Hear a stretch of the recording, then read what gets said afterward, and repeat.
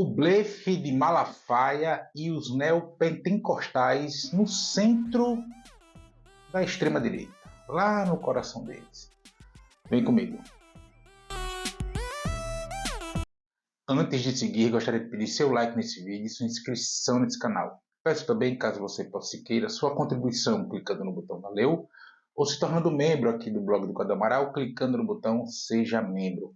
Os membros do blog do Cadu Amaral têm acesso a conteúdos exclusivos. E você, sendo membro, você ajuda a manter mais um espaço de combate ao fascismo à brasileira. No final do vídeo, esse é o comentário. Concorde, discorde e complemente. Mas sempre se lembre que só não vale xingar nem falar da mãe do povo. Compartilhe esse vídeo em todas as suas redes sociais e também no WhatsApp e no Telegram, se você tiver.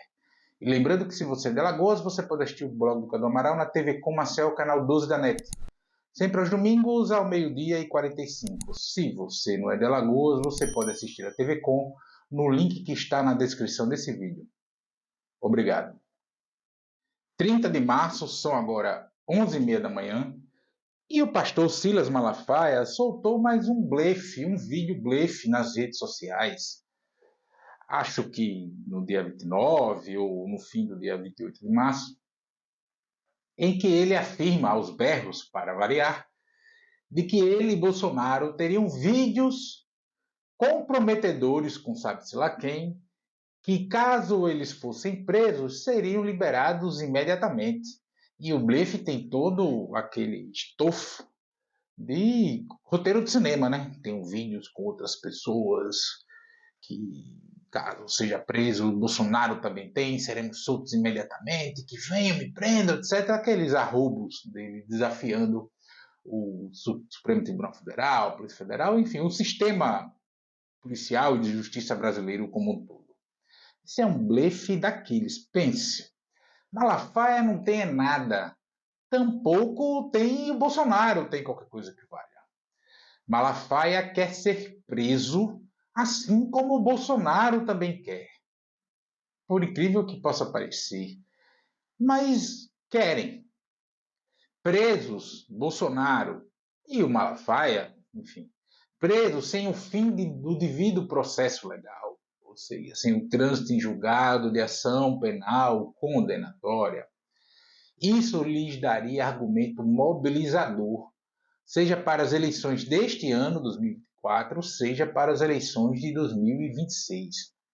Também daria a esses caras argumento para criar dúvidas sobre os inquéritos, os processos, principalmente que Bolsonaro responde, né? Malafaia neste momento criminalmente não tem ali uma suspeita de alguma coisa em relação ao golpe, enfim, a coisa do ato, mas seria argumento para gerar dúvidas nessa parcela média do eleitorado, essa que não está nem à esquerda nem à direita, o eleitor médio, o eleitor que não acompanha os pormenores da política, que não acompanha os pormenores dos partidos, que não sabe o que é que Congresso Nacional, câmaras municipais e assembleias legislativas aprovam.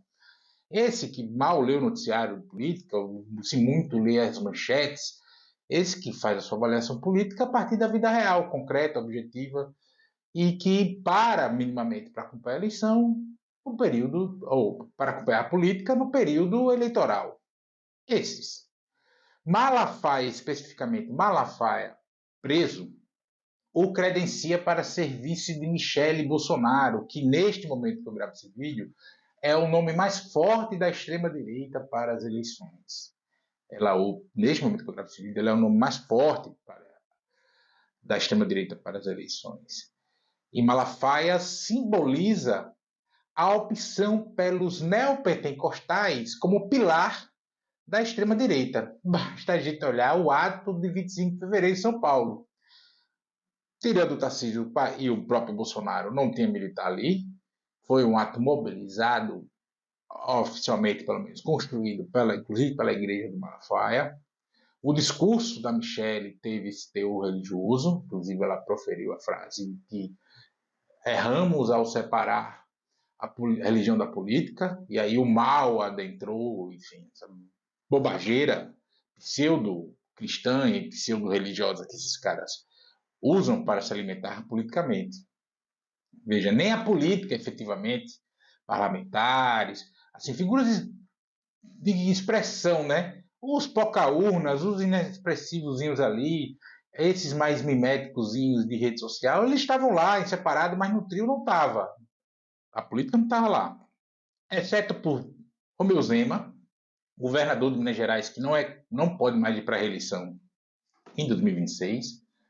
O Caiado, governador de Goiás, que está na mesma situação. E o Tarcísio de Freitas, governador de São Paulo, que ainda é o nome que simboliza, digamos assim, a ala militar dessa coisa que a gente chama de bolsonarismo. Não esqueçamos que Tarcísio de Freitas é oficial do Exército. Os militares arrefeceram dessa coisa de estar na linha de frente da extrema-direita, na vitrine ali. Porque agora eles atuam como se quisessem se distanciar disso. Separar o joio do trigo, como eu tanto falo aqui no canal, que foi uma declaração de um milico dessas colunistas que servem de porta-vozes, de caixa de ressonância para a narrativa que os caras querem soltar dos quartéis. E para colocar, melhor dizendo, as altas cúpulas das Forças Armadas como legalistas. Mas resta aí, para manter essa coisa que a gente chama de bolsonarismo mobilizada, os neopentecostais. E, convenhamos, eles mobilizam, numericamente falando, bem mais pessoas que os militares. E Malafaia simboliza essa tática, assim como Michele, porque a Michele não é militar. Ela é casada com um militar. Mas ela tem essa pegada evangélica, neopentecostal, melhor dizendo, que é muito forte nela. Ela mistura mesmo tudo, aquela reação dela falando em línguas da aprovação do André Mendonça para o Supremo Tribunal Federal, aquilo foi pensado, porque sabia que ia viralizar. E aí, nesse setor do eleitorado, que se mobiliza, olha ali, ó, a mulher de Deus, nossa, etc. Toda essa coisa para construir o imagético desse eleitorado. A minha aposta é que a chapa dos sonhos dessa ala do bolsonarismo, que hoje é mais hegemônica, que hoje domina mais, que hoje dita mais as ações, que são os neopentecostais, é a dupla MM, Michele e Malafaia. O problema é que ainda a persona que centraliza os votos mais conservadores do país e os votos da extrema-direita do país ainda é o Jair. E é por isso que sempre que o Bolsonaro é alvo de alguma ação da justiça ou alguma de suas tramóias são reveladas, é revelada na imprensa e tal, Malafaia vai às redes espernear, gritar, ameaçar, falar um monte das suas besteiras. E assim, ele faz isso para se vincular aos eleitores conservadores, da extrema-direita e tal, e se colocar como um defensor do mito, o legitimando, inclusive, para a parcela de eleitores que não tem essa vinculação tão grande com as igrejas, apesar de, eventualmente, reproduzir os argumentos neopentecostais de família, vida, aborto, comunismo, essa coisa toda aí. O Malafaia blefa mais uma vez, assim como é blefe a lorota de que se Bolsonaro for preso, o Brasil vai pegar fogo. Besteira. Não vai nada. Não vai nada. Isso, mas eles terão um argumento mobilizador para as eleições, para manifestações aqui e acolá de rua, etc. Mas não vai ser na intensidade que eles pensam e não vai pegar fogo coisa nenhuma, coisíssima nenhuma. Tudo besteira, lorota, fantasia. Malafaia vê um monte de... Outra coisa, né? Malafaia vê um monte de pastor com mandatos por aí. E mais em esferas que ele mesmo conseguiria se eleger com uma certa tranquilidade. Precisamos admitir. O problema, a questão é que ele é ganancioso e quer somente um palácio em Brasília, ou do Planalto.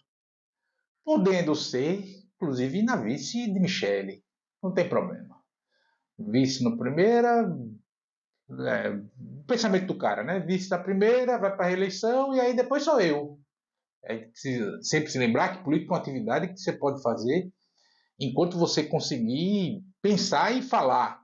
Né? Ela não existe capacidade física de atleta, esse tipo de coisa. Então dá para fazer. O que nós estamos vendo aí é a execução da tal teologia do domínio a todo vapor. A todo vapor.